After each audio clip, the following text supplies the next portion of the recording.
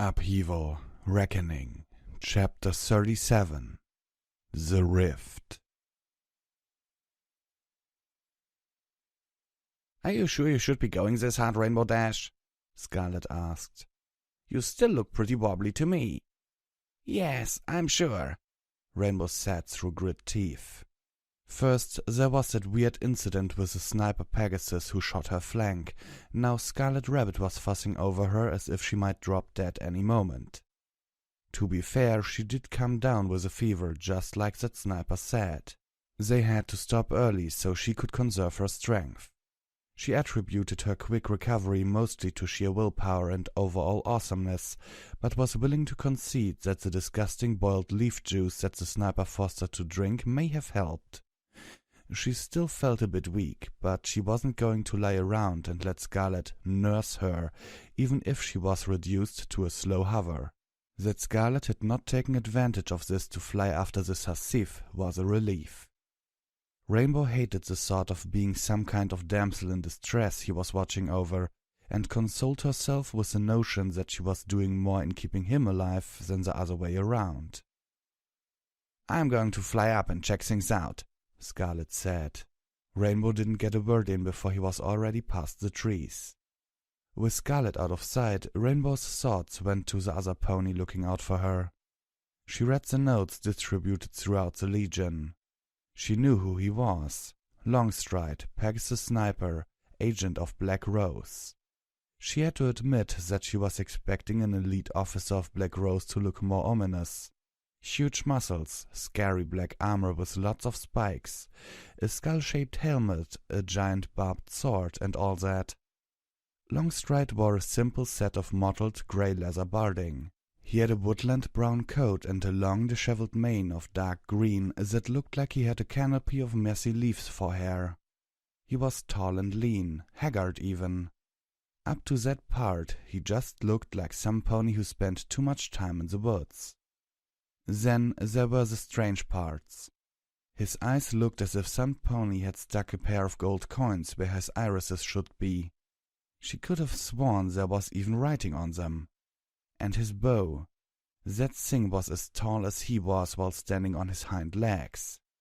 Its graceful curve reminded her of a stag's antlers. It looked like fine polished wood. She could see the words on it. Like his eyes, it was also covered with weird symbols. Rainbow didn't know what to make of that sniper.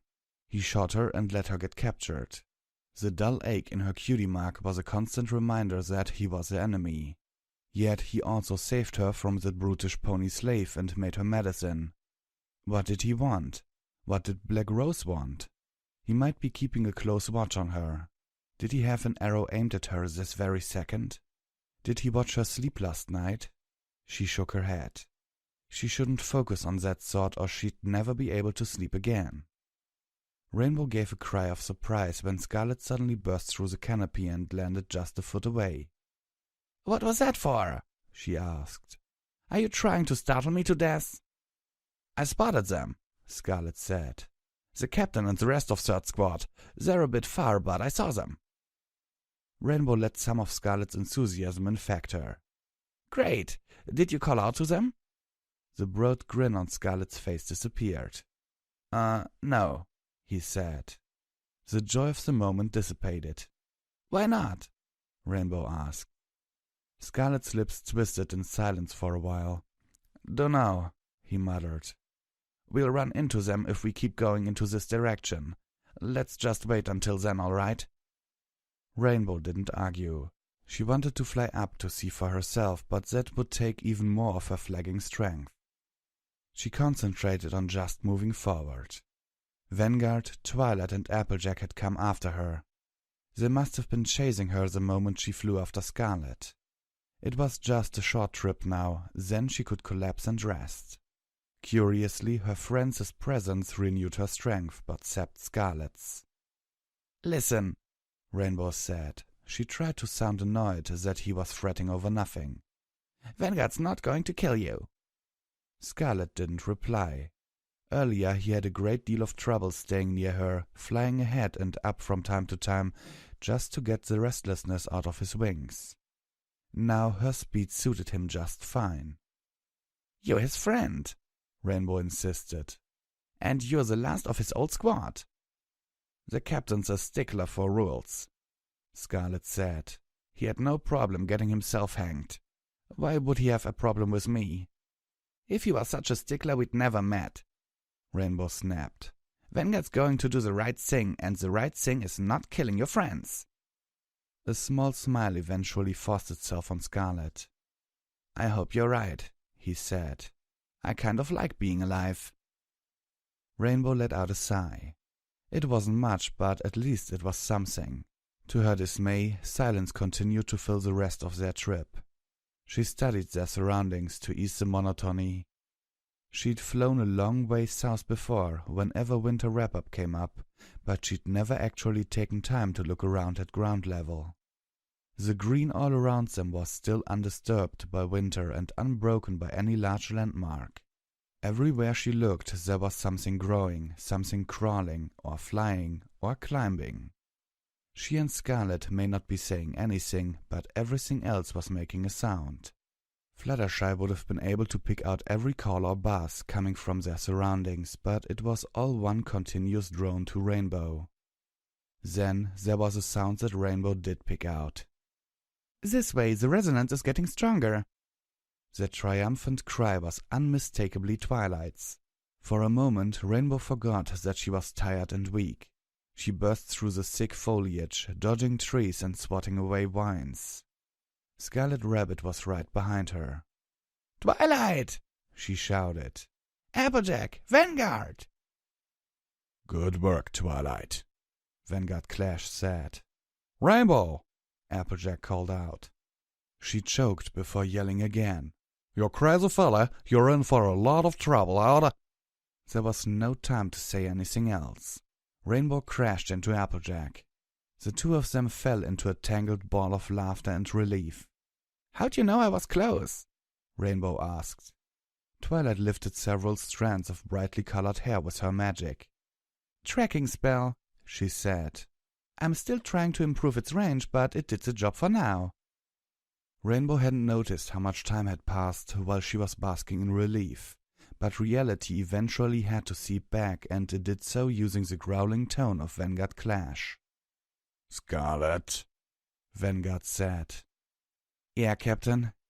Rainbow broke free of her friends to see what was going on. The way Vanguard stood in front of Scarlet didn't say anything about friends reuniting.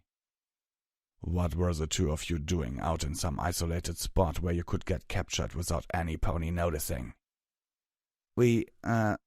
Scarlet's gaze shifted for a bit. "We were looking for a spot to race," he said. "You tried to race her against my orders." Vanguard thrust one end of his weapon into the damp forest floor. "I made it perfectly clear, didn't I? If you race Rainbow Dash and she gets hurt." "I know, Captain," Scarlet said. Vanguard removed the sheath from his two-bladed sword. "You are about to be executed," he said. "If you have anything to say, do so now." "Yeah, sorry for the trouble, Captain."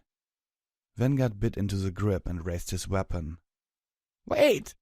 In a heartbeat, Rainbow was standing between Vanguard and Scarlet, her forelegs raised to block the killing strike. "What are you doing?" she asked. "What I said I would do." Vanguard set the weapon down. "Out of the way, Rainbow Dash. This is between me and Scarlet." "Hold on now, Vanguard," Applejack said. "I don't see why you have to kill Scarlet. I know his trouble, but—" "What happened with Overcast was his last chance," Vanguard said. "I was the first one to speak up for him. I took the chance because I thought that he was still a good pony despite his issues. This was the last straw."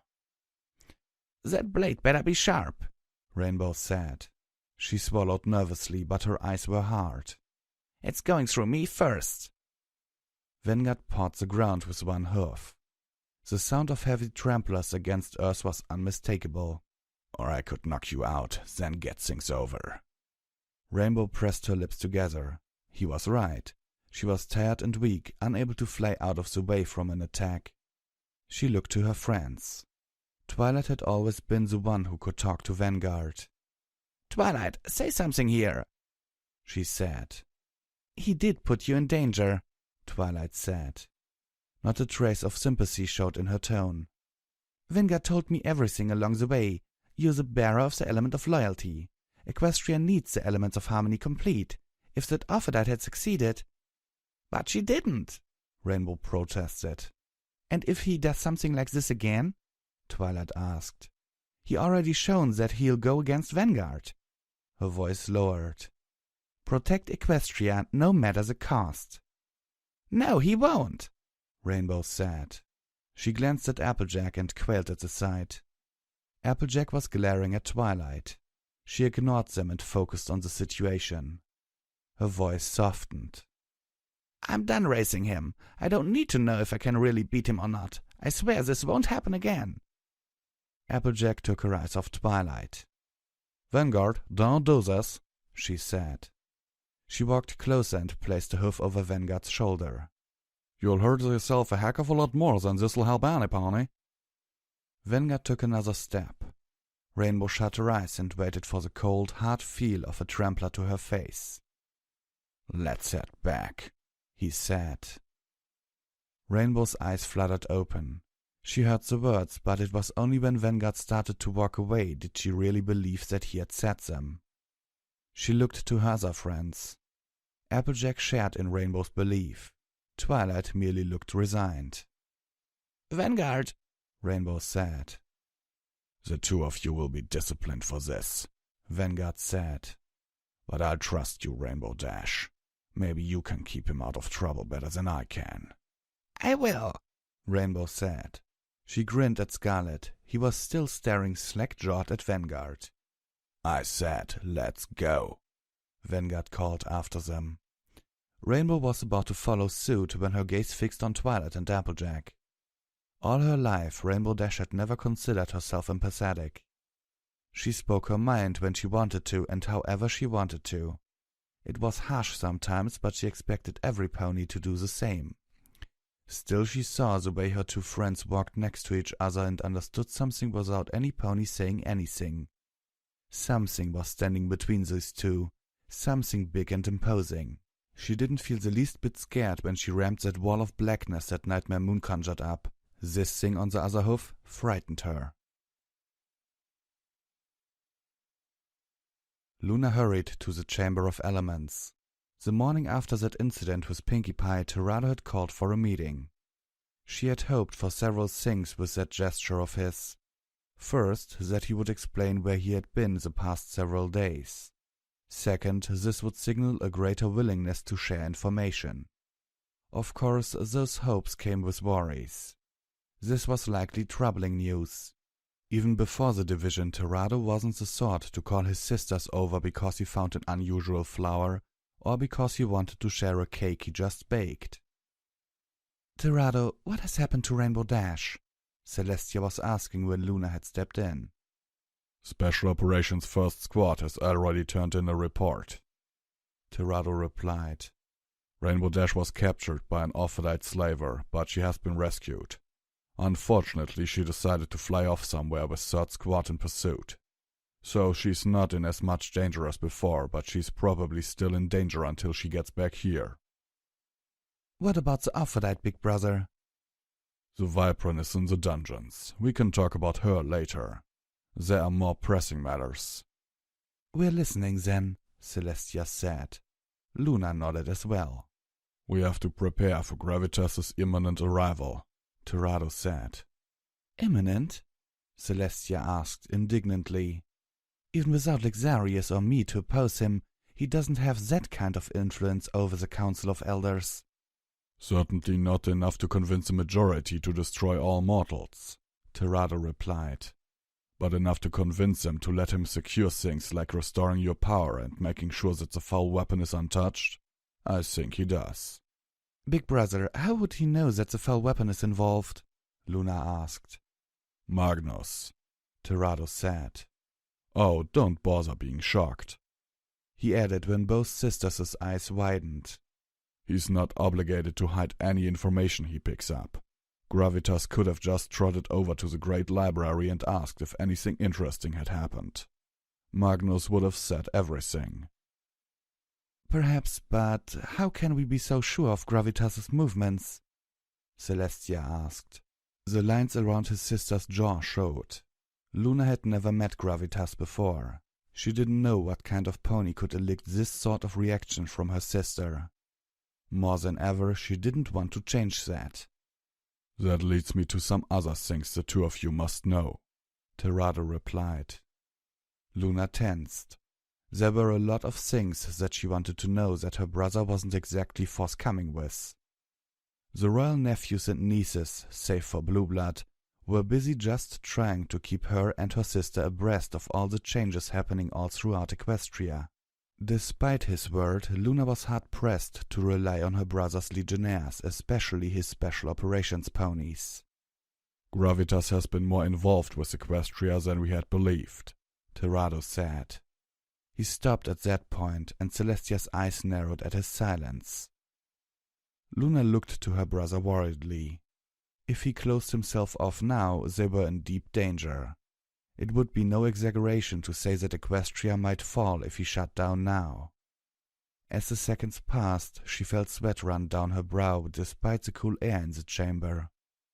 She only relaxed when it seemed that Terado was merely bracing himself. There's something I have to tell both of you about Black Rose's plans. Terado's words cast a deep shroud of solemnity around the Chamber of Elements. Luna listened intently, as did her sister when their brother explained what he had been doing for the past few days. It was Celestia who was the first to react by the time their brother was finished. She stomped a hoof, her face contorted by anger.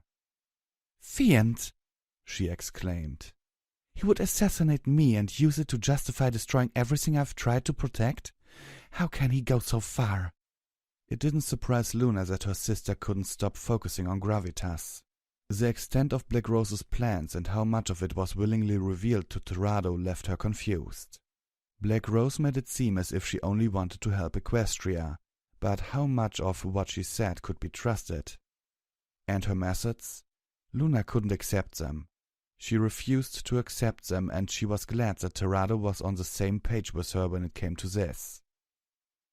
"Can't we just let the rest of the Eternal Herd know about what Gravitas has been doing?" she asked. "We could certainly try," Terado said. "Except that it's well known that we oppose Gravitas to begin with, so a story that discredits him would be a little suspicious. Besides, we have nothing to offer as proof save the words of a mortal who stole Celestia's power." "Mother would still believe us," Celestia said. "Any idea on how to contact her?" Terado asked. "Applejack met some success. Maybe we can ask her to deliver a message." Celestia glared at Terado. "I don't know. Even if we had a way, if Mother had any intention of halting Gravitas, she would have acted by now. It falls to us to protect Equestria from him." "Gravitas won't have a lot of free rein, even if he gets the authority to come here," Terado said. "We can anticipate 2 points. The first is the blasphemous rift." He looked to Celestia. "If Chrysalis and her changelings make so much as a peep of a protest, he'll be happy to wipe them out." "I've made a great deal of progress with them," Celestia said. "I will make sure that they survive this." "The other point will be Regia Carnifex, am I correct?" Luna asked. Terado nodded. "He'll demand custody over such a high-ranking member of Oceanus' rebellion. He'll probably want to destroy Regia Carnifex as well." "I don't know why we can't give him over," Luna said. "If Black Rose needs him to open the seals to the rift, she'll find it difficult to get to him with Gravitas in the way. If he is destroyed, she'll have to find another way to get to the foul weapon." "I do not like the idea of letting Gravitas have anything," Celestia said. "Even some small compliance on our part may be enough to grant him a foothold in Equestria. As for just slaying Regia Carnifex, that would be too risky. If he is slain, his power might radiate from him. The foul weapon could resonate, breaking its seals anyway. There's also one more thing that I've been considering about Regia Carnifex. For that reason, I don't want him to be simply destroyed." Big sister, we can't just oppose Gravitas for the sake of opposing him, Luna said. If he does come here, it will be with some authority from the Council of Elders. Antagonizing him may not be so wise. True, Tirado said. We can't afford having them not help us even more. He raised a hoof. No, little sister, I see your point. That being said, I don't plan on just handing Regia Carnifex over. He looked to Celestia. You must have noticed it as well. What do the two of you mean? Luna asked. What are we going to do with him? Think about why Regia Carnifex didn't end up where Oceanus and the rest of his rebels went, Tirado said. Or why Nightmare Moon never tried to free him. It's also true that we've never encountered Starswell the Bearded, even though Clover the Clever's hold on him should have expired while we still were in the Eternal Herd, Celestia added. A pony of such power would have been known easily. That we would recognize the alicorn that his apprentice found is something to consider as well. Luna's eyes widened. Starswell the Bearded was against the spread of Oceanus' power. Now you're saying that he's actually... We can't be sure yet, Celestia said. But we have to wake him to find out. She looked to Tirado. That was what you were going to propose, wasn't it? I know there is some risk involved, Tirado said. But... I will agree to this, Celestia said. Big sister, Luna exclaimed. Perhaps you're being a bit rash. Celestia shook her head. A great deal of preparations must be made, she said. The two of you will have much to do. We must only weaken his bonds to make sure he does not break loose in case we are wrong.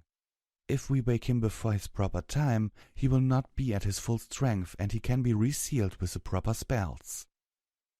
Having the elements of harmony on standby would be helpful, Tirado said. I also don't think Gravitas will like finding out that we've been tinkering with Carnifex's seals. His smile widened a bit. A pity, Celestia said dryly. And what do we stand to gain from all of this? Luna asked. We get to find out what the foul weapon is, Tirado said. If necessary, how we can retrieve it for ourselves and how to counter it should it fall into the wrong hooves. We might even get ourselves an ally. Using it is out of the question, Celestia said. But we stand to gain a lot otherwise. There is still the matter of Black Rose. Black Rose's time is limited, Tirado said. If we stay vigilant and keep her from acquiring the foul weapon, the power of sunlight will consume her and make its way back. His tone darkened. Of course, she's going to make her move before then. We just have to be ready. Well, it looks like we have a plan, Luna said.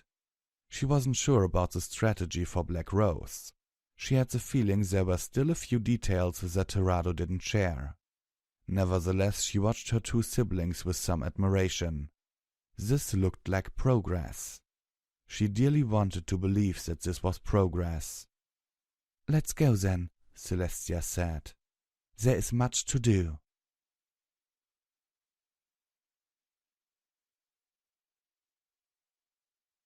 Okay, my discussion time again. Let me just say several things. Twilight Sparkle is one of my absolute favorite ponies.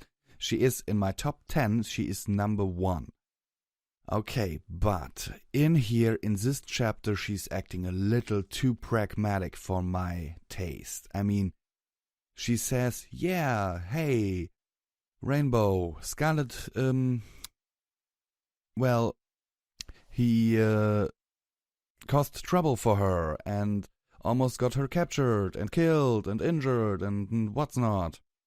If she would act like she is there, like kill everyone or every pony who is likely to do that to me or my friends, then she would have to kill almost all of the ponies in the Barrier Lands, including all other creatures that might be hostile there. That is not a logic that would work out. She's too pragmatic here, and I think she's doing that because she still hasn't dealt with the fact that she has killed ponies, that she has killed several Pegasi. We can see that in the expression of Applejack, because Applejack is not approving of Vanguard killing Scarlet, which Vanguard isn't doing when, well, Applejack says that she is not fine with it. I don't think that he's actually doing it because of Applejack, but I sincerely think that, truly think that he does it out of hopes that Rainbow Dash will be able to keep Scarlet Rabbit out of trouble. Okay, that said, we get to the get-together with Celestia, Luna, and Torado. It is a little progress here that Torado, Celestia, and Luna are actually talking about something that has to be done and not Torado just giving orders. It is progress.